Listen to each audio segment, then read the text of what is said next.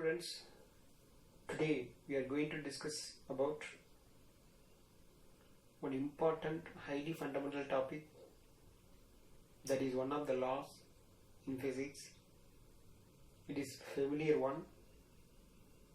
So as a physics students, you should know these laws perfectly. That is Newton's laws. So we can explain in different way the Newton's law with the help of the different example, but that is available in the textbook. So I want to say something in practically with a practical example. So I want to say some incident it is happened in my life. So it is like a story, but it is real only, but I want to say as a story. So from that instant I want to going to explain that is Newton's laws. Okay. So it is a story, so I want to express in Tamil. Okay. So please listen carefully. So this incident, it is happened in my life while I am studying in 11th standard. Okay. Sorry. Now I am going to say that story in Tamil. Okay. In 2001 பார்த்தீங்கன்னா 11th standard படிச்சுட்டு இருந்தேன். So இந்த 11th ஸ்டாண்டர்டில் நாங்கள் வந்து பார்த்தீங்கன்னா maths computer science group.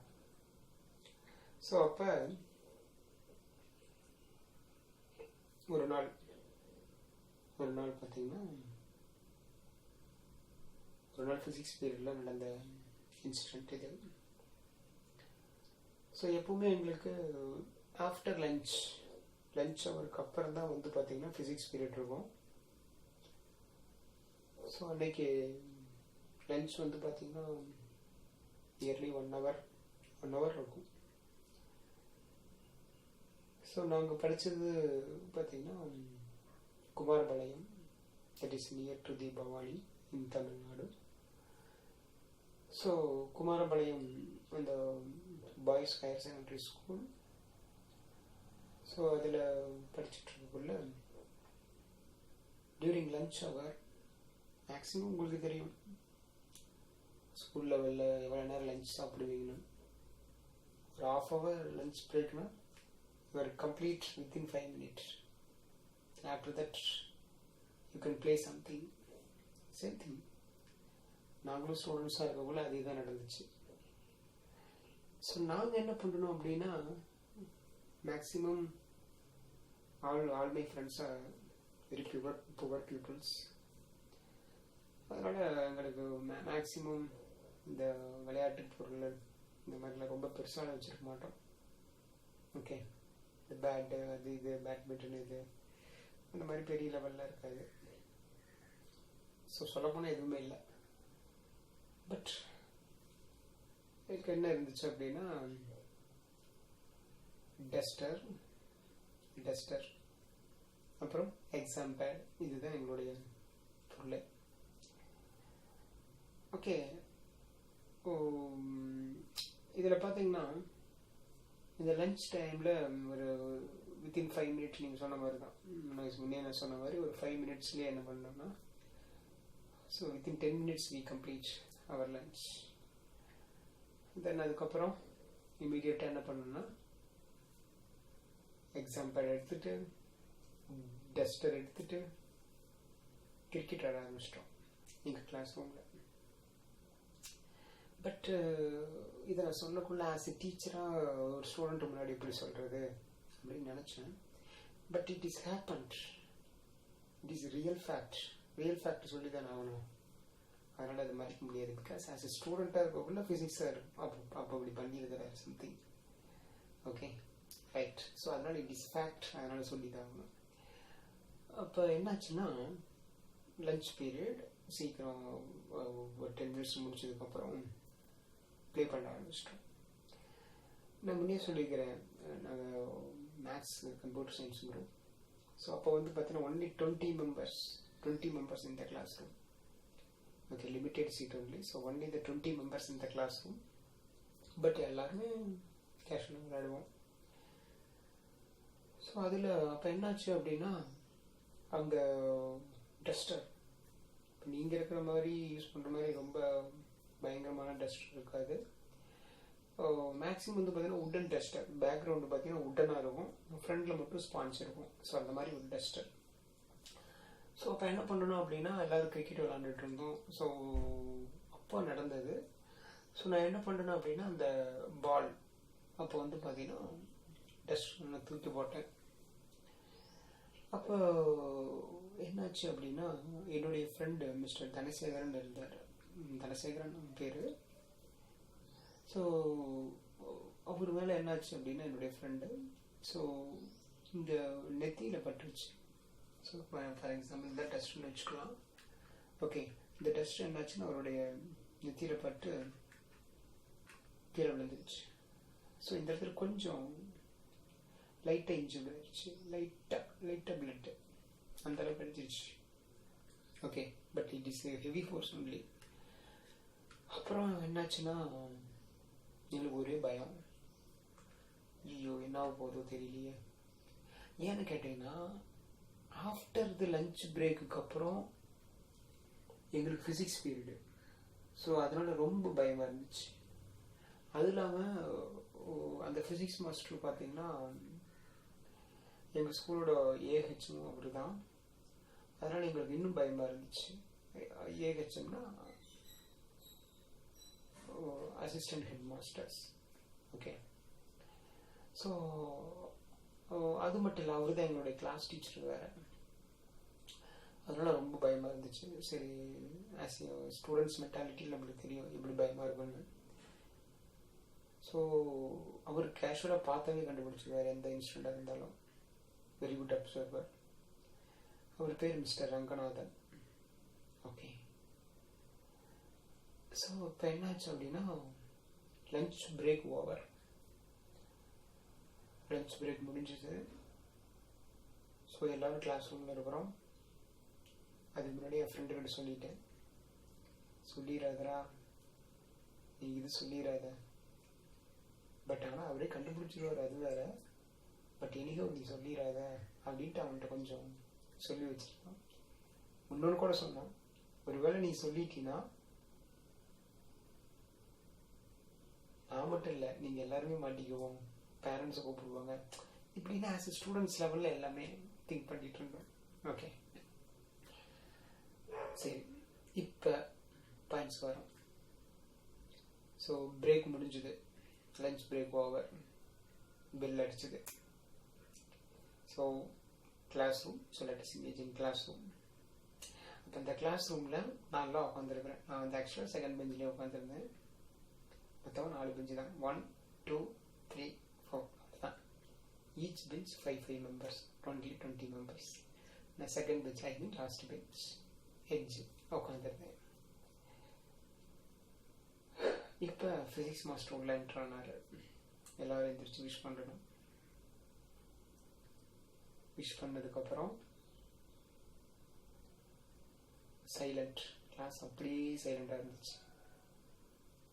Sir ஒரு நிமிஷம் அப்சர்வ் பண்ணார். அப்சர்வ் பண்ணதுக்கப்புறம் எல்லாரும் உட்கார சொன்னார். அதுக்கப்புறம் என்னுடைய ஃப்ரெண்டை மட்டும் எழுந்திருக்க சொன்னார். ஸோ அப்போ அந்த இடத்துல என்ன கேட்டிருப்பாரு, அப்போ என்னுடைய மைண்ட் எப்படி இருந்திருக்கும். ஆக்சுவலாக அப்போ என்னோட மைண்ட் எப்படி இருந்ததுன்னா, ஐயோ இவர் என்ன கேட்க போறாருன்னு தெரியலையே, ஒரே பயமா இருந்துச்சு. கண்டுபிடிச்சிட்டாரு, என்ன கேட்பாரோ, ரொம்ப பயமா இருந்துச்சு. சில சமயம் வந்து பார்த்தீங்கன்னா நம்ம ரொம்ப பயப்படுற நேரத்தில் சம் இன்ஸ்டன்ட் எதுவுமே நடக்காமல் போயிடும். நீங்கள் நிறைய ப்ராக்டிக்கலாக லைஃப்பில் பார்த்துருப்பீங்க.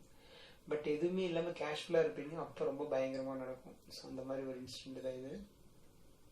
அவர் என்னவோ கேட்பாருன்னு நினச்சோம்.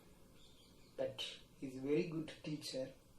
பட் அவர் அப்போ கேட்ட வேர்டு என்னன்னா, who applied Newton's third law on your head அப்படின்னாரு.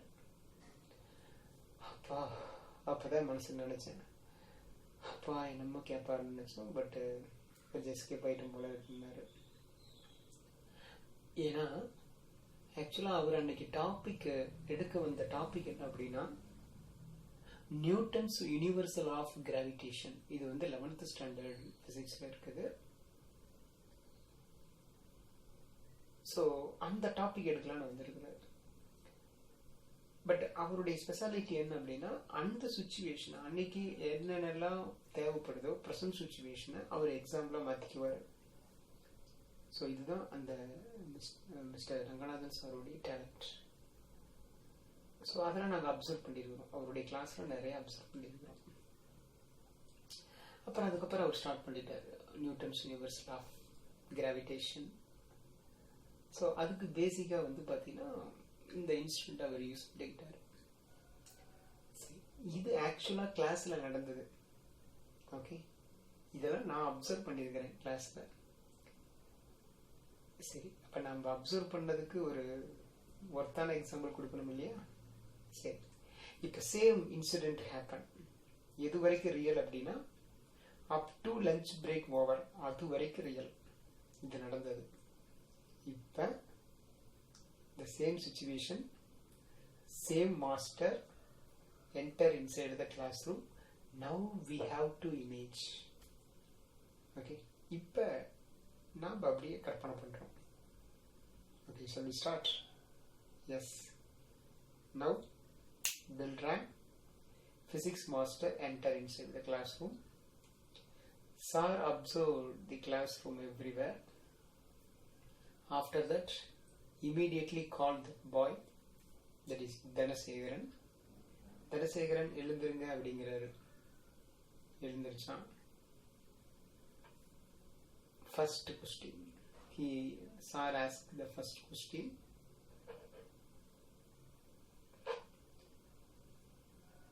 So you know very well, in every classroom டஸ்டருக்கு வைக்கிறதுக்கு ஒரு பிளேஸ் இருக்கும், பார்த்துருக்கிறீங்களா?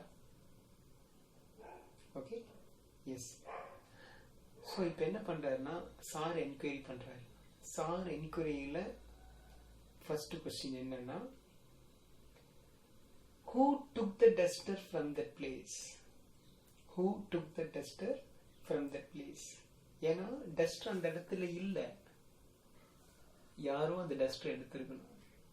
ஃபார் எக்ஸாம்பிள், இதுதான் இந்த டஸ்டர் வைக்கிற பிளேஸ்ன்னு வச்சுக்கலாம், இதுதான் இந்த டஸ்டர். பட் சொல்லுவாங்க இல்லையா, குற்றவாளிகள் தங்களுக்கு தெரியாமல் ஏதோ ஒரு தடயத்தை விட்டு சொல்வார்கள். அந்த மாதிரி இங்க இருக்கிற டஸ்ட் ஆக்சுவலா இங்கதான் இருந்திருக்கணும், ஆனா அங்க இல்லை. ஓகே, நாங்க எல்லாமே மேட்ச் பண்ணோம், பட் அந்த டஸ்டர் நாங்க கவனிக்கல. ஸோ அப்ப டஸ்டர் வந்து இந்த பிளேஸ்ல இல்லை. அப்ப someone apply the force, then it will be removed from the place. So Sir asked the first question, who took the duster from that place? Because every object is continuously to be rest unless compelled by the external force. Okay, actually that is Newton's first law. Okay, because every object is continuously to be rest. அப்படியே ரெஸ்ட்ல தான் இருக்கும், move ஆகாம அப்படியே இருக்கும். That is inertia. That is inability to move the object. That is inertia. So அப்ப sir கொடுத்த first statement அதுதான். பாருங்க, ஃபர்ஸ்ட் லா, நியூட்டன்ஸ் ஃபர்ஸ்ட் லா என்ன ஆச்சு அப்படின்னா, ஒரு டஸ்டர் இருக்கு, it is considered as like a ball. Okay, so the ball having the mass m, but now the zero velocity, because continuously to be rest. if any force applied, it move unless it is continuously to be rest. That is Newton's first law. So every object is continuously to be rest unless compelled by the external force. Otherwise, it continuously to be rest only. Okay, that is Newton's first law. So first inquiry question: who took the duster from the days? Okay. Then after that, I raise my hand. Yes, sir. I'm the duster. Okay. So first inquiry question over. Second inquiry question to me. என்ன பார்த்து கேட்டார். Okay Senthil, நீங்கள் தான் dust எடுத்துருக்கிறீங்க அப்படின்ட்டு அடுத்த ஒரு question கேட்குறாரு. Why you heavily throw the ball or throw the duster on his head? Okay. இப்போ பாருங்க, இது வந்து நானு, இது நானு. Okay. I throw this duster with some velocity on my front head. See that? I throw this duster with some velocity on my front head. So someone asking the second question. Question என்ன கேட்டாருன்னா, why you throw heavily on his head? Okay. நம்ம வீட்லாம் சொல்லுவோம் இல்லையா, குட்டீஸ்லாம் பக்கத்தில் தான் விளையாண்டுட்டு இருப்பாங்க, திடீர்னு சண்டை போட்டுக்குவாங்க, திடீர்னு அடிச்சுக்குவாங்க. அப்போ மம்மி வந்து என்ன கேட்பாங்க, ஏன் எல்லாம் ஒன்றா தானே விளையாடிட்டு இருந்தீங்க அப்படின்னு கேட்பாங்க. அப்புறம் ஏன் இவ்வளோ வேகமாக அவனை அடித்த அப்படின்னு கேட்பாங்க இல்லையா. ஸோ அதே தான் அவரும் கேட்டார், why you throw heavily on his head? So அப்போ heavily, lightly அப்படின்னாவே we have to measure something. We have to measure something. So Newton's law the Newton's second law, which is used to measure the force, F value கண்டுபிடிக்கலாம் with constant mass. So F value கண்டுபிடிக்கிறதுனால இது நம்ம என்ன சொல்லலாம்னா, that is law of force ன்னு சொல்லலாம். Okay.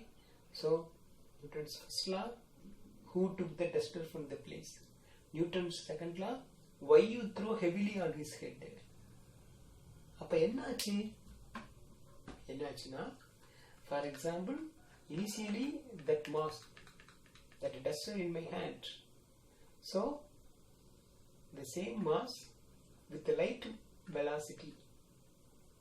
Okay, if the duster leave from my hand, velocity is high, so now the ball is, or the duster in my hand, same mass with less velocity. From it is leave my hand, same mass with high velocity. So you know very well, please listen.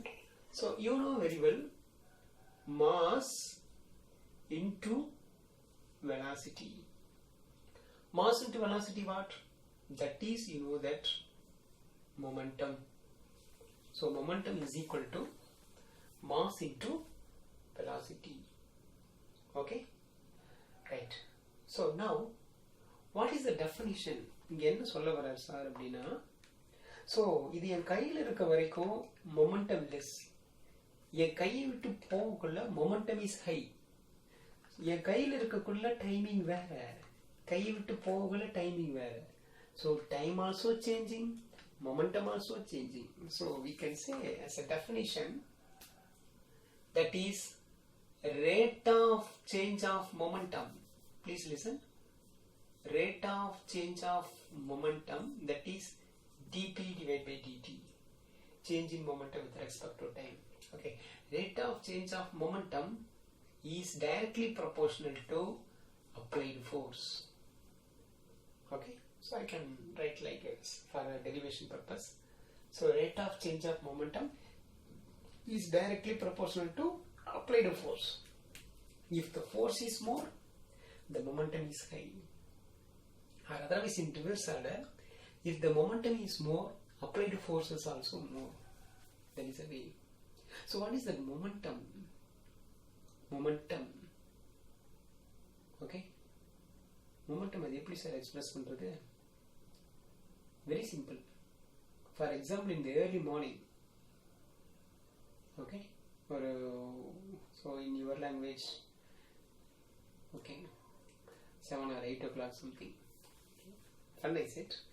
Say, if early morning you want to wake up from the bed, okay, maybe your exam time, your mummy calling you, கண்ணா எழுந்திருப்பா அப்படிங்கிறாங்க. நீ என்ன பண்ற? அப்பதான் போத்தி படுக்கிற. அப்புறம் உங்க mummy என்ன பண்றாங்கன்னா கொஞ்சம் பச்சை தண்ணி எடுத்து ஊத்துறாங்க, மேல கொஞ்சம் கோல்டு வாட்டர் எடுத்து ஊத்துறாங்க. அப்ப இதுதான் நீ. அப்புறம் என்ன பண்ணுவேன்? பச்சை தண்ணி ஊத்துனா கொஞ்சம் ஸ்லோவா எந்திரிப்பேன். So the same mass with move with less velocity, அது less momentum. ஒரு 10 டைம்ஸ் கூப்பிட்டு பார்க்குறாங்க, நீ எந்திரிக்கிற மாதிரியே தெரியல. அப்புறம் என்ன பண்ணாங்கன்னா நல்லா சுடுதண்ணியை வச்சு மேலே ஊற்றிடுறாங்க. அப்போ என்ன ஆகுவேன்? சட்டாக எந்திரிப்பேன். That is momentum. So the same mass with move with high velocity, okay, அது high momentum. Same mass with move with slowly, that is less momentum. அப்போ momentumங்கிறது இது one of the super, what is that? That is a force, due to the force it is happen. So அப்போ பாருங்க, the change in momentum with respect to time, that is, you know, that is a force.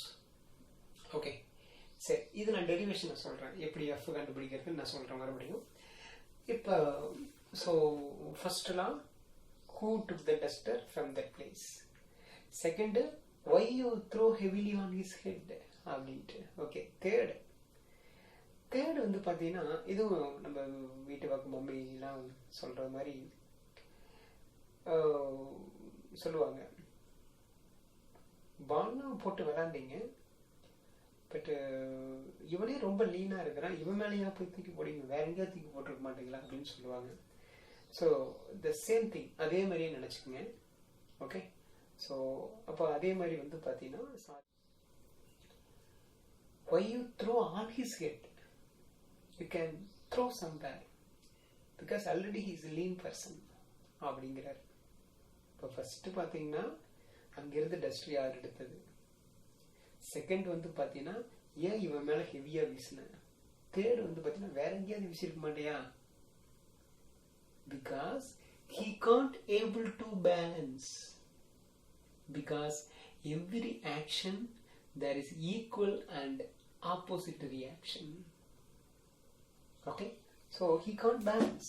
அப்போ வந்து பார்த்தீங்கன்னா so அப்போ இதுதான் இந்த this is first person myself, second person is my friend, so this is the second person now, so this is the ball, so now the ball is with some velocity effect on his forehead, so he can't balance, so it will be written back like this. So we can say every action there is equal and opposite reaction, that is Newton's third law. Okay, so now I hope you understand Newton's three laws. The first one, every object is continuously to be rest unless compelled by the external force. இன்னும் கொஞ்சம் next level வந்து பார்த்தீங்கன்னா some definition is there, not only rest body in the uniform motion also. So I can say Newton's first law now, every object is continuously rest or in uniform motion unless compelled by the external force. Okay, that is Newton's first law. Newton's second law, the rate of change of momentum is directly proportional to the applied force. Then third one, every action there is equal and opposite reaction. That's all. So now you know Newton's first law, second law and third law with some example with the definition.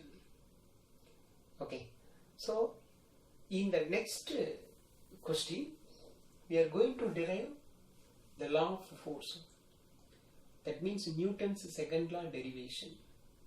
So Newton's second law derivation, we are going to find the force. So how to find the force? Let's see that. So we know the rate of change of momentum is directly proportional to force. So please listen. So now force is equal to, please listen, so force is equal to some constant, because if you remove this proportionality we can add the constant, that is proportionality constant, that is K into delta P divided by delta T, delta P divided by delta T. Okay, so no space, I think, so I write here.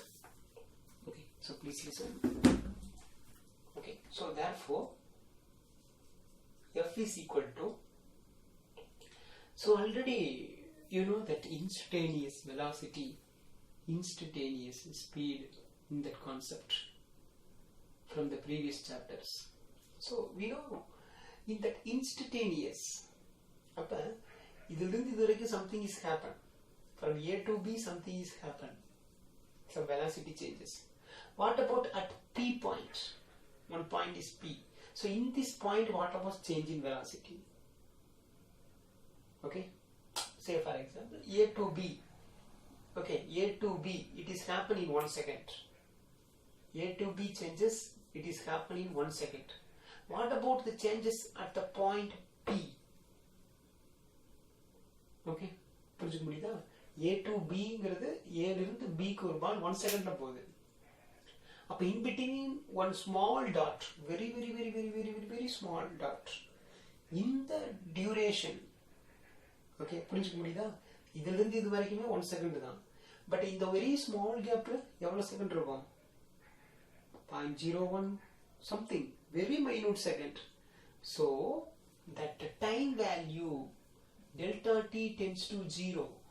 இது ஏன் sir இங்க கொண்டு வரீங்க delta t equal to 0 ன்னு? delta t tends to 0 ன்னு ஏன் கொண்டு வரீங்கன்னா, பால் என் கையில இருக்கு, so இதோட mass okay, but velocity is less. இப்போ இந்த பொசிஷன் வரக்குள்ள mass okay, but velocity is high. அப்ப எடுத்த உடனே ஹையா இருக்குமா? இருக்க. இங்கிருந்து கொஞ்சம் கொஞ்சமா velocity increase ஆயிருக்கும். அப்ப அந்த particular moment, அதுல என்ன சேஞ்ச் momentum? அப்ப அந்த particular momentல particular time, very small time, that is instantaneous time. So and the instantaneous time is nearly close to the 0. So you know that concept, instantaneous speed or instantaneous velocity. அந்த மாதிரி இப்போ நம்ம instantaneous value and the momentum பார்க்க போறோம். Instantaneous moment எழுதலாமா? பாருங்க, already you know instantaneous velocity இப்படி எழுதிருப்பீங்க. Instantaneous velocity is nothing but limit value time tends to 0. So change in velocity divided by change in time, we can write as dv divided by dt. This is the instantaneous velocity. Okay, சரி. அப்ப time வந்து tends to 0 னா இத வந்து நம்ம இந்த மாதிரி எழுதலாம். இப்போ இதே மாதிரி எதுக்கு எழுதுறோம்? மொமெண்டத்துக்கு எழுதலாமா? ஓகே, அப்ப இப்போ நம்ம பாருங்க எப்படி எழுதுறேன்னு பார்க்கலாம். So I can write this delta p divided by delta t. So we can write dp divided by dt, because the time limit, that is delta t tends to 0 in delta p divided by delta t. அப்ப changing momentum with respect to time, time tends to 0 குள்ள இத நாம என்ன எழுதலாம்? That is instantaneous value, derivative form சொல்லலாம். So dp divided by dt. So I can write f is equal to k into dp divided by dt. So please listen, this is equation number 1. This is equation number 2. Now equation 1 is applied in equation number 2. So I can write f is equal to k into d by dt of m into v, because p value, you know, mass into velocity. You know, one more thing, the mass is fixed, mass is constant. So I can write f is equal to k into m தனியா வச்சுக்கலாம். So the remaining velocity only changing, you know, so dv divided by dt. பாருங்க, concept வருது பாருங்க, that is instantaneous change in speed, velocity. Okay, so you know very well what is that change in velocity with respect to time, you know, that is acceleration.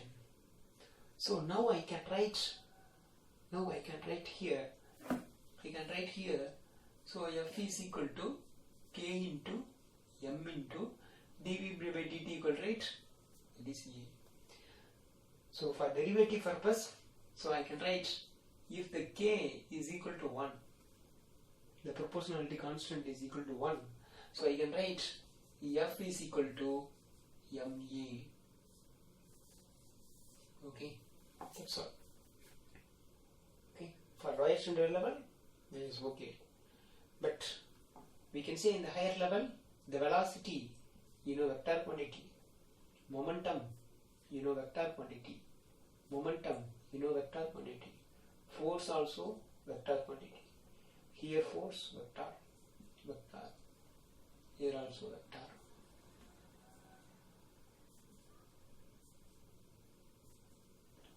So acceleration also vector.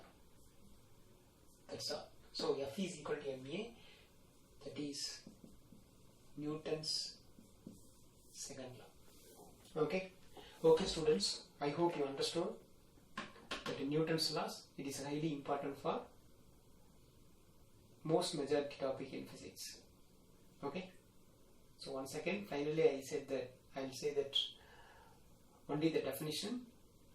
Newton's first law is every object is continuously to be rest or in uniform motion unless compelled by the external force. Newton's second law, the rate of change of momentum is directly proportional to applied force. The third one, Newton's third law, every action there is equal and opposite reaction. Okay, thank you.